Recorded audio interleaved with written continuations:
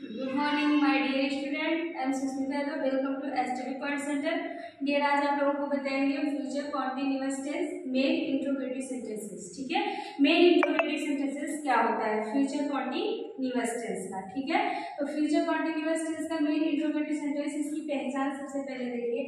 यदि वाक्य के अंत में रहा होगा, रही होगी, रहे होंगे आदि शब्द समूह आते हैं तथा वाक्य के अंत में क्वेश्चन मार्क लगा हो। ठीक है, क्या लगा हो? क्वेश्चन मार्क लगा हो तथा वाक्य के बीच में क्वेश्चन वर्ड, ठीक है, क्वेश्चन वर्ड आई मीन प्रश्न सूचक शब्द रहता हो तो उसे मेन इंट्रोगेटिव सेंटेंसेस कहते हैं। ठीक है, इसकी क्या पहचान है? वाक्य के अंत में तो ये फ्यूचर का कॉन्टिन्यूअस टेंस है। अगर ये फ्यूचर का कॉन्टिन्यूअस टेंस का पढ़ा रहे हैं तो इसके वाक्य के अंत में क्या होगा? रहा होगा, रही होगी, रहे होंगे आदि शब्द समूह आते हैं और वाक्य के जो एंड में होता है, लास्ट में होता है, वहां पे क्या लगा होता है? क्वेश्चन मार्क लगा होता है। ठीक है, और वाक्य के बीच में प्रश्न सूचक शब्द। अब प्रश्न सूचक शब्द कौन क्या होता है? ठीक है, तो जैसे कौन, कब, कहाँ, किसको, कहाँ, कैसे, ये सारे जो सेंटेंसेस होते हैं जो वाक्य के बीच में आते हैं तो उसका ट्रांसलेट करते समय उसे क्या कहते हैं? मेन इंट्रोगेटिव सेंटेंसेस कहते हैं। और उसका ट्रांसलेट सिंपल इंट्रोगेटिव, जिस वाक्य की शुरुआत क्या शब्द से होती है उससे क्या होता है?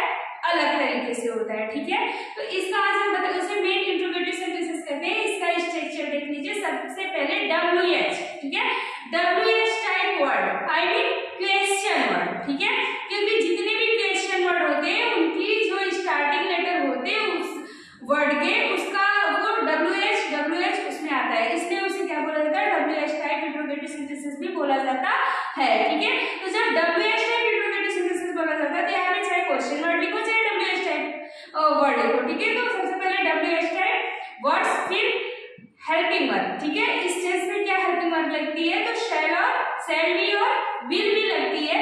तो शैल किसके साथ लगता है और विल किसके साथ लगता है वो पहले आप लोग श्योर हो सकते हैं। ठीक है, तो shall oblique will plus subject plus B plus main verb में ING plus object plus other word D plus question mark. ठीक है, अगर आप क्वेश्चन मार्क लगाना भूलेंगे तो आपका पूरा का पूरा सेंटेंस क्या हो जाएगा? गलत हो जाएगा। अब हम आप लोगों को समझाएंगे एग्जाम्पल। ठीक है, एग्जाम्पल क्या होता है? इसका उदाहरण। ठीक है, इतना पढ़ने के बाद, ये स्ट्रक्चर देखने के बाद आपको किसी इस फ्यूचर कॉन्टिन्यूअस टेंस का अगर आप ट्रांसलेट कर रहे हो तो मेन इंट्रोगेटिव सेंटेंसेस अगर वाक्य के बीच में कौन, कब, कहाँ, कैसे, किसको शब्द आया है तो उसका ट्रांसलेट करते समय हम किस बेस पे ट्रांसलेट करेंगे उसका स्ट्रक्चर ये रहा। अब यहाँ हम ट्रांसलेट सॉल्व करके आप लोगों को बताएंगे। तो सबसे पहले है तुम कल कहाँ खेल रहे होगे। ठीक है, तुम कल कहाँ खेल रहे होगे और लास्ट में क्या लगा? क्वेश्चन मार्क लगा है और यहाँ पे बीच में क्वेश्चन वर्ड है। जो हमने यहाँ पे बताया है कि लास्ट में क्वेश्चन मार्क और बीच में क्वेश्चन वर्ड लगा होगा उसे मेन इंट्रोगेटिव सेंटेंसेस कहते हैं। तो सबसे पहले जब इसका ट्रांसलेट हम करेंगे तो हमें क्वेश्चन वर्ड, यहाँ देखिए स्ट्रक्चर में लिखा सबसे पहले क्वेश्चन वर्ड, तो ये कहाँ। ठीक है, कहाँ की मीनिंग क्या होती है? Where, WHERE। तो सबसे पहले मैंने वेयर लिखा, फिर उसके बाद सब्जेक्ट मेरा क्या है? तुम यू, तुम की अंग्रेजी क्या होती है? यू, और यू के साथ हेल्पिंग वर्ब क्या लगती है? विल लगती है, शैल, तो विल लगती है। ठीक है, क्योंकि आई वी दो ही के साथ सिर्फ शैल लगता है और सारे सब्जेक्ट के साथ क्या लगता है? विल लगता है। तो हम करेंगे वेयर विल फिर सब्जेक्ट वेयर विल यू, फिर क्या करना है? मेन वर्ब यहाँ पे बोल रहा है ना, वेयर विल यू, फिर प्लस में क्या बोला? बी। ठीक है, बी के बाद फिर क्या करें? मेन वर्ब में ING। तो मेन वर्ब मेरा क्या है? प्लेइंग, PLAY, और इसमें लगा देंगे हम ING, प्लेइंग। ठीक है, और कब? कल। ठीक है, आपको पहले बता चुके हैं कि फ्यूचर टेंस का कोई भी टेंस हो उसमें कल के लिए टुमारो लगता है, यस्टरडे नहीं लगता है। तो हो जाएगा tomorrow, TOMORROW।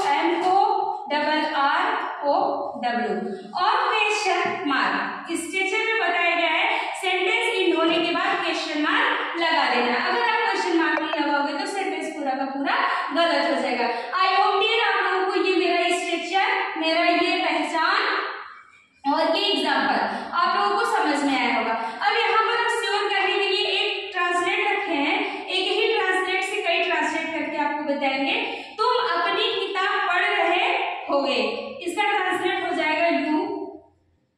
will be reading, क्या पढ़ रहे हो, your book, फुल स्टॉप। फिर तुम अपनी किताब नहीं पढ़ रहे होगे, you will not be, क्या हो जाएगा, reading your book, full stop.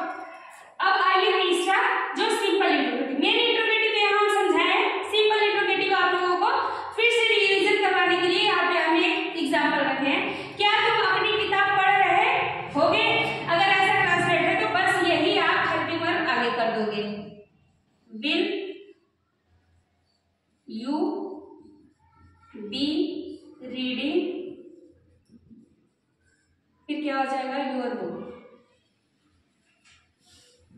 और अब इधर आपने फुल स्टॉप लगाया, यहाँ पे आपका क्वेश्चन मार्क लग जाएगा। आई होप डियर ये आप लोगों को जरूर समझ में आएगा। अगर वीडियो अच्छी लगी होगी तो लाइक और सब्सक्राइब करिएगा। Thank you so very much watching my